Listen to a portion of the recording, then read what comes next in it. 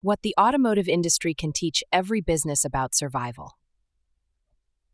The automotive industry became one of the clearest examples of how global supply chains can collapse and how intelligent companies can rebuild stronger than before. When semiconductor shortages disrupted vehicle production worldwide, many manufacturers initially believed the situation would be temporary. What they discovered instead was that modern automotive production had become dangerously dependent on highly concentrated technology ecosystems. A single missing microchip could stop the delivery of an entire vehicle worth tens of thousands of euros. But the most advanced companies did something very important. They stopped treating procurement as a purchasing department and started treating it as a strategic intelligence operation. Some manufacturers completely redesigned vehicle architectures to reduce dependence on highly specialized chips. Others created direct relationships with semiconductor producers instead of relying only on traditional tiered supplier structures. Certain companies even began investing in regional manufacturing ecosystems to shorten supply chain exposure and reduce geopolitical vulnerability.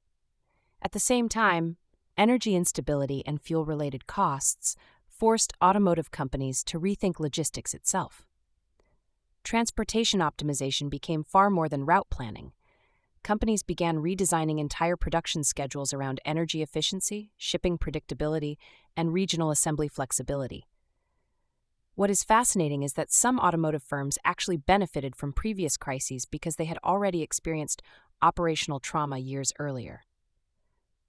Organizations that once struggled through natural disasters, trade restrictions, or factory shutdowns developed institutional memory. They learned that resilience cannot be improvised during a crisis. It must exist before the disruption begins. Another major evolution involved data visibility. Previously, many manufacturers only monitored direct suppliers. Today, leading automotive companies increasingly analyze second-tier and third-tier suppliers because hidden weaknesses deep within the chain often become the real source of disruption. A company may think it has supply security while remaining completely unaware that a small subcontractor on another continent represents the true operational bottleneck. This level of mapping and visibility is becoming critical in nearly every industry, not only automotive. There is also an important psychological lesson from the sector. During periods of instability, weaker companies become defensive and reactive. Stronger companies become adaptive and observant. They study how others survive disruption, even if those organizations operate in completely different industries. A pharmaceutical company can learn resilience from automotive manufacturing. A logistics company can learn forecasting discipline from aviation. A packaging producer can learn operational flexibility from electronics manufacturers. The smartest executives today understand that modern supply chain leadership is no longer industry-specific. It is cross-disciplinary survival intelligence. Businesses that remain isolated inside their own sector often repeat the same mistakes as competitors. Companies that study multiple industries usually discover solutions earlier. This is why benchmarking resilient organizations has become one of the most valuable strategic exercises in modern business.